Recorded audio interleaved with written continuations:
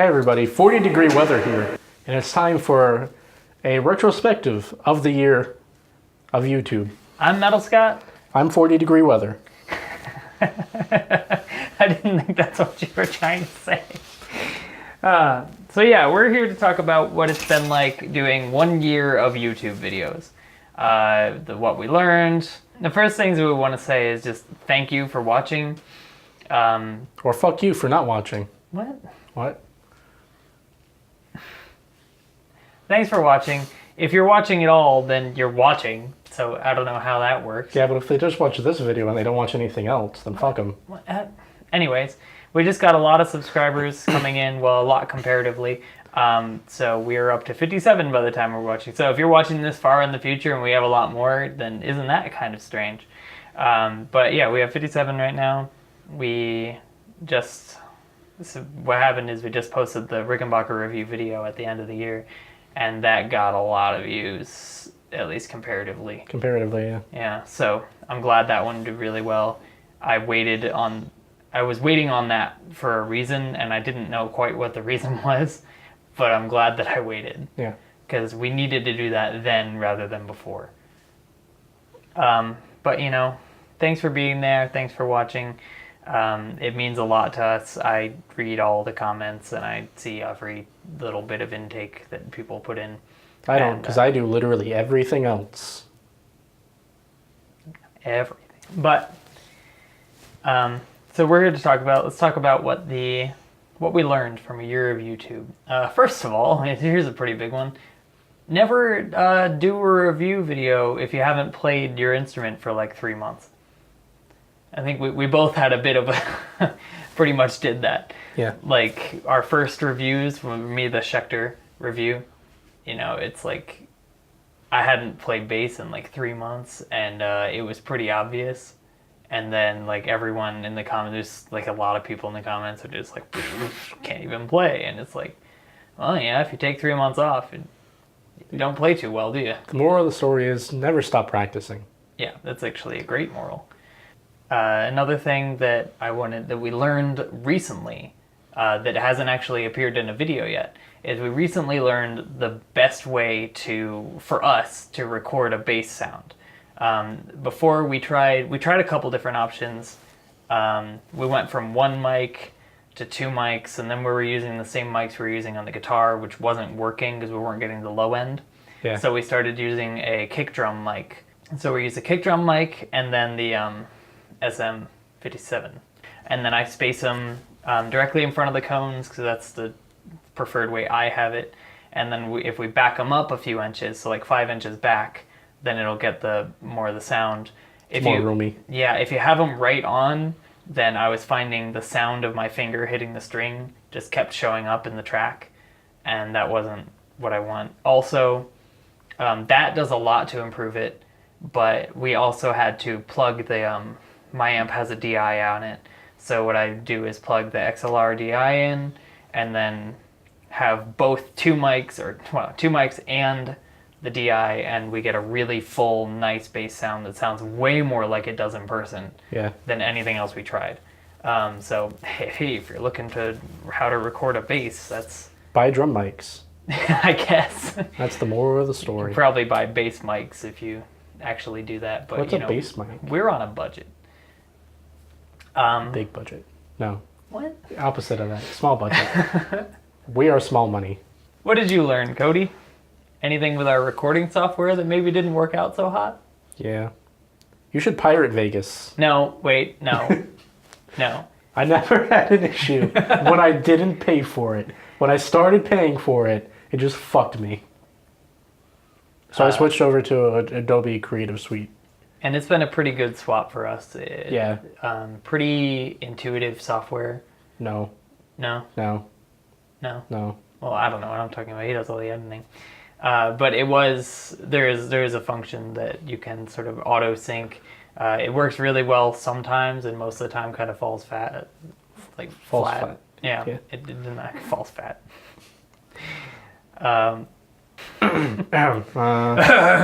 List. You're gonna edit this out, right? Yeah, sure. You won't. Wait, you wrote Scott still can't guitar?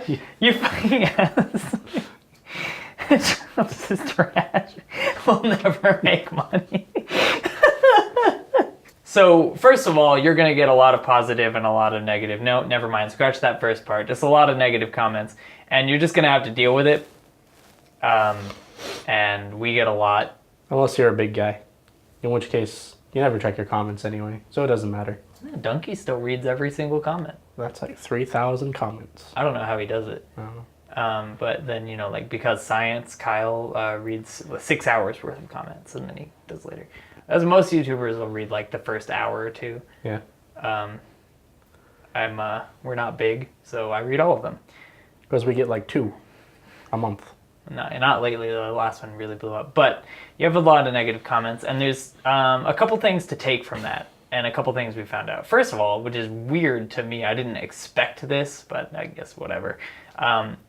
Bass videos get more negative comments than guitar videos. I kind of expected it to not go that way, but... And, you know, there are still plenty of, like, we do get positive comments on bass videos, and they're actually really, really nice. Like, they are the nicest of the nice comments we get. So it's either mean or very nice. Because, like, we only get, like, a couple nice guitar comments. We don't get a lot of negatives there either. We don't get a lot of comments. Right. Like that one on the PRS is like, oh, really good sound, and you're just like, thank you. Yeah. And that was nice. Those things sort of like, oh, well. Oh, thanks. Yeah, that was really nice.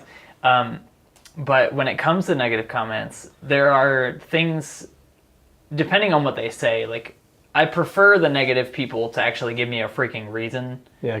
Like, if you're just saying this video sucks, it's like, screw you. But there are plenty that do give you a reason. And if you actually read it and sort of like set aside how much it made you feel, then there's usually something to take away from it. The very first like super negative comment that we had, which is where we learned another lesson, which is just maybe don't feed the trolls. Maybe just don't respond to super negative comments. Like, depending on what they're saying, if they're saying something fair and, you know, not being a jerk, then sure, just accept it. Yeah. But if they're, like, being a jerk and you reply, then they're just going to keep replying. You're only making it worse. But at the same point, they are feeding your comment interaction with the audience section of YouTube, which is one of the things that YouTube looks at when they're monetizing you, so thanks, I guess. But there are things to be learned from these things, and one of the first big ones we got had mentioned how, you know, in the midst of being a total jerk, he also mentioned, like, talking about the specs and, you know, like, getting upset at us, because in our first videos, we actually had, like, a list of our specs. Yeah. And because of that, I realized maybe instead of wasting time in the video talking about specs, I mean, certain specs we still cover. Like, if it's something that's sort of like, you should know. Mostly electronics. Yeah. But and for the most part, we just cover feel things. But with certain specs, or in general, instead of doing that, instead of wasting our time, now we put it all in the description. I try to, as much specs as I can for the instrument or whatever we're reviewing, I throw in the description as fully as possible. So that that's not a thing, you know. If you want to look at specs, just check the comment, check the descriptions, because it's right there. Yeah, because literally everyone says, oh, these are the specs of it in the video, as opposed to just being like... It's super easy, and we're wasting time. Yeah, and you just... Well, I mean, you just Google that shit. Yeah, and like, in fact, in one of the comments is like, well, you could just Google it. And I'm like, yeah, why don't you? Yeah. But I was like, okay, I will, and then I'll throw it in the description, because there's no reason to get all, you know, fussy when all I need to, it's like 5 minutes of work for me. Yeah. Except weirdly, Fender specs, if it's a model that's not in stock, it's hard to find the proper specs for it. Same with Gibson. What we ended up having to do is you directly email Fender. It's a pain, but you have to directly email Fender, and then they'll give you the specs for whatever you're looking for. Yeah. And then you know it's right. However, one of the few videos that there isn't specs on is my Mustang video, because when we emailed Fender, they were like, oh, well, it's either this or this. And I'm like, what do you mean? It's got the serial number. So it was like, all right, I'm not going to put specs up. I don't want to be called wrong when it's like, I don't know what it is because I emailed Fender and Fender doesn't know what it is. Yeah. That's a bit of a pain. There's two major facts left to talk about in this year of YouTube and what we've learned. You can't please everyone. But you can please yourself. So you can't please everyone, and you should try to have fun. Like, we will get bogged down if all we do is the same style of video over and over again because it gets views. So, you know, we've never been about just doing reviews. The whole point was we do reviews and we do things that we enjoy. Fun stuff. And so if you're new, one of the new subscribers, and you know, I guess you can unsubscribe if it's gonna bother you. But that's what we're all about. We want to show who we are as people. We want to show us having a good time because ultimately that's the whole reason you watch YouTube, is to be entertained. Basically, we want to party. That's why we're all about the 80s shred metal. No, just me? Yeah, just you. Oh. You can't even play the shred metal. I try. I'm getting better. No, you're not. I am getting better. Nope. I don't know why I talked to Cody. I have to cut the toxic out of my life. But yeah, you can't please everyone. When it comes to things, try to please yourself. Just try to please yourself. Especially at a friend's bathroom. Yes. If you're ever staying the night, it's just expected. Yeah. So on that note, thanks for watching. I've been Metal Scott. He's been 40 Degrees. I'll see you. Is that my new rap name? Hi, Metal Scott here again. I forgot to mention something. So for the next 4 weeks, for